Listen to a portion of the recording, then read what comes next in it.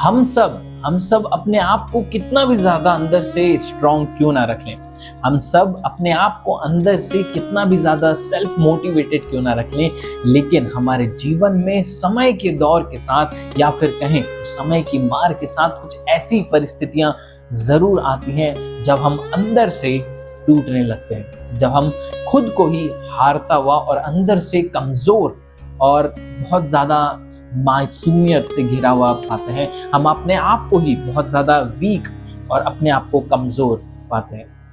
तो कई बार हमारे इस सिचुएशन के दौरान ऐसी परिस्थितियों से हम गुजर रहे होते हैं या फिर कुछ ऐसी परिस्थितियां हमारे जीवन में आती हैं, वो कुछ भी हो सकता है, कुछ अपनों का दूर चले जाना है, कुछ नुकसान हो जाना है, या फिर करियर में या फिर हमारे जो करियर है, जो हमारा फ्यूचर है, उस पे ग्रोथ ना होने के कारण या किसी भी रीजंस की वजह से वो सर्कमस्टेंसेस आ सकते हैं। तो जब वो ऐसी परिस्थितियां हमारे जीवन में आती हैं तो हम खुद को हारा हुआ, खुद को बहुत ज्यादा अंदर से कमजोर और बहुत ज्यादा टूटा हुआ महसूस करते हैं। तो फिर क्या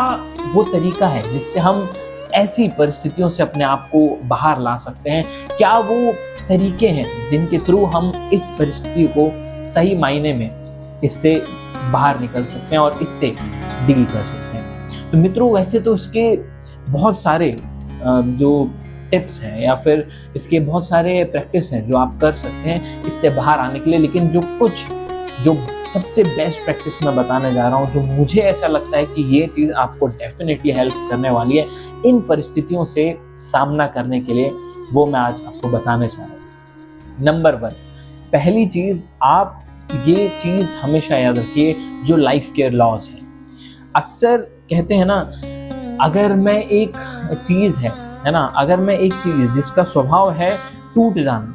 अगर मैं उस चीज़ के बारे में हमेशा ये याद रखूं या फिर एक एजम्पशन या फिर एक ऐसा विश्वास अपने भीतर बांध के रखूं कि यार ये चीज़ कभी टूटेगी नहीं, तो बताइए जिस दिन वो टूटेगी तो मुझे कितना तकलीफ होगा। तो यही वो कुछ चीज़ें होती हैं जो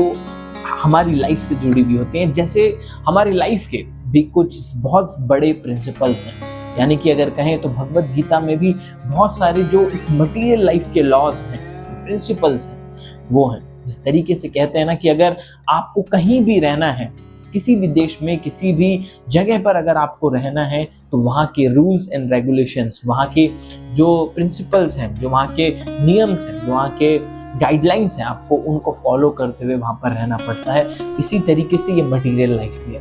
हम यहाँ पर रहते हैं, लेकिन अगर हम यहाँ की जो गाइडलाइंस हैं, जो यहाँ के डिस्क्लेमर्स हैं, अगर हम उनको अंदर से एक्सेप्ट नहीं करते तो हमें लाइफ में बहुत ज़्यादा तकलीफ मिलती है। अब वो क्या है? जैसा कि एक सबसे बड़ा जो प्रिंसिपल है या फिर कहें तो एक सबसे बड़ा फैक्ट है जो कि भगवत गीता में भगवान ने कहा है, nothing is permanent in this world accept changes. परिवर्तन ही संसार का नियम है। मित्रों, ये वो चीज़ है जो कि इस चीज़ को अगर आप इस चीज़ में, इस सर्कमस्टेंसेस में अपनाते हो तो आप डेफिनेटली बाहर आ पाओगे। Nothing is permanent in this world accept changes, क्योंकि हम लोगों ने ये मान रखा है कि हमारे जीवन में कभी भी जो अच्छा फेज है वो हो, उसके अलावा जो बुरा फेज है या फिर जो हार्ड टाइम है हमारी लाइफ में नहीं आना चाहिए। हमारी सबकी ऐसी एजम्पशन हमने पाल लिया है, हमने अपने अंदर बिठा लिया कि यार अच्छा समय ही हमें चाहिए, बुरा समय हमें नहीं चाहिए।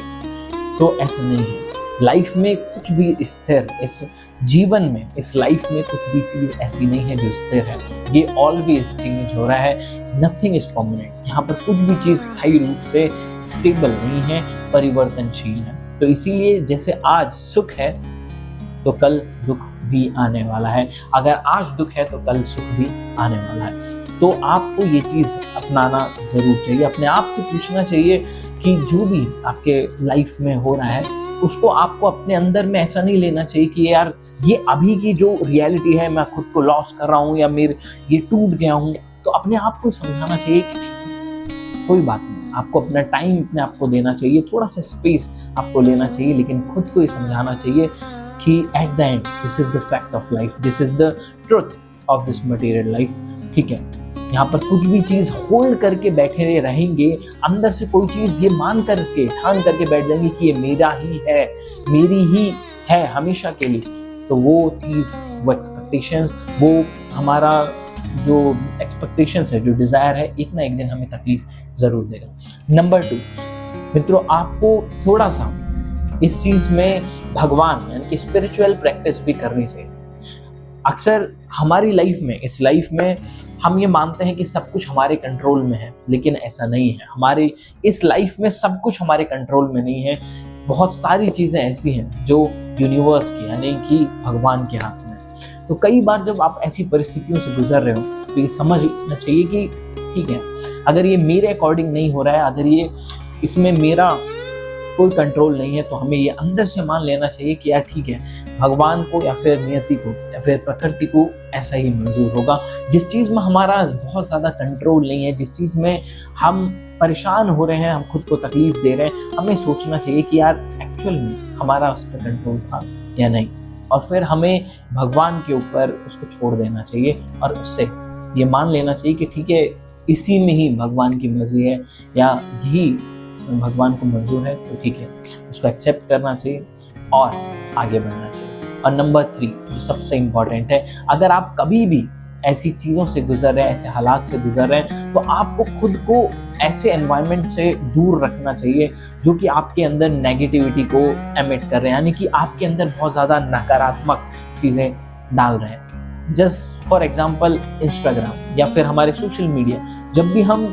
बहुत ज़्यादा अपसेट होते हैं, बहुत ज़्यादा टूटे हुए होते हैं, खुद को अंदर से कमज़ोर महसूस करते हैं, तो हम ज़्यादा टाइम स्पेंड कर देते हैं नेगेटिव चीज़ों को, नेगेटिव वाइब जो इमिट कर रही है उन चीज़ों पे अपना टाइम स्पेंड करते हैं। हम वो रील्स देखने लगते हैं जो कि बहुत ज़्यादा नेगेटिव जोन में हमें डाले जा रही हैं, या फिर हम बहुत सारी शायरियाँ या फिर ऐसे कोट सुनने लगते हैं जो कि हमारे उस दर्द से बाहर निकालने की बजाय हमें उसमें धकेल रहे होते हैं। और नंबर लास्ट जो है वो यही है कि यार आपको अच्छी प्रैक्टिस, अपना जो टाइम है उसको सही डायरेक्शन में लगाना चाहिए। मित्रों, ये सबसे बड़ा पावरफुल टिप है। अगर आपको उस चीज़ से बाहर आना है तो अपने अभी के समय को यूटिलाइज सही डायरेक्शन में करना शुरू कर देना चाहिए, क्योंकि अगर आप सिर्फ बैठे रहोगे एक कमरे में, खुद को एक अलोन स्पेस में धकेल दोगे और वहाँ पर बस बैठे जा रहे हो, सोचे जा रहे हो, तो आप अपने आप को एक बहुत ज़्यादा नेगेटिव ट्रैप लूप में आप फंसा लोगे, आप उससे इजीली बाहर नहीं आ पाओगे। तो आपको ये करना है कि अपने जो टाइम है उसको इतना ज़्यादा अच्छी चीज़ों में लगा देना है। सुबह उठ कर के कुछ योगा कीजिए, म्यूज़िक सुनिए, अच्छे भजन सुनिए जो आपके अंदर पॉजिटिविटी एमिट करे, भगवत गीता अगर हो सके तो उनको पढ़िए, अच्छे लोगों से बात कीजिए, अच्छी जगह जाइए, स्पिरिचुअल जगह आप जा सकते हैं, आप गार्डन घूमिए, आप अपने आप को एक सही डायरेक्शन में लगाइए जिससे आपका टाइम प्रॉपर यूटिलाइज हो और धीरे धीरे आपको इस चीज़ से, इस ब्रेकडाउन से बाहर निकलने में हेल्प